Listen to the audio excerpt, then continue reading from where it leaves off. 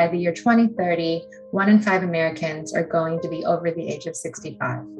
One of my roles is as the senior faculty advisor for the Innovations in Healthy Aging.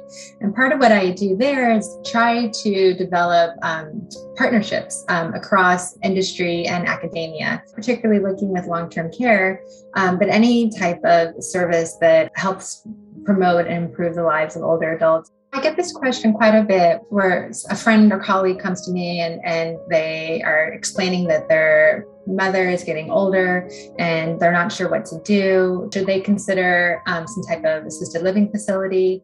I just want to take a moment to empathize with what a difficult decision this is.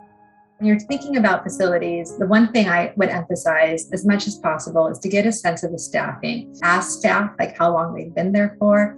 Try to get a sense of has there been a lot of turnover or not. One issue that's really important that varies across the board is whether facilities are providing paid sick leave. So this is where employees don't feel pressure to come into work if they may be experiencing illness. And a lot of emphasis right now is on COVID, but really any infection can be quite serious for an older adult. So paid sick leave is incredibly important, and the policy is communicating that staff can take paid sick leave as well.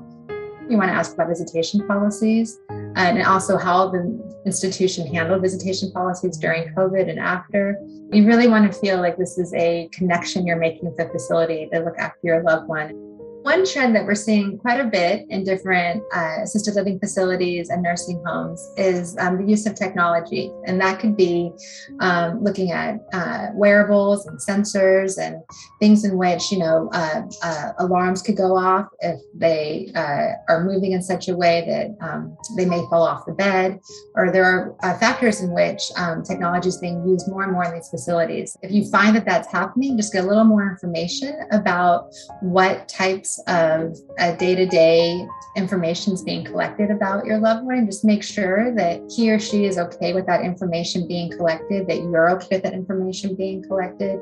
The other question I often get asked is, what can I do? What can I do for myself? What can I do for my parents, for my grandparents? And I just think these are conversations we need to have regularly and pretty early on. The worst case scenario to get into is when something happens all of a sudden, like there's a bad fall, there's a stroke, there's a cardiac event, and suddenly your perfectly functioning loved one isn't able to take care of him or herself. To plan ahead, make your wishes known will just be such a better process for everyone involved.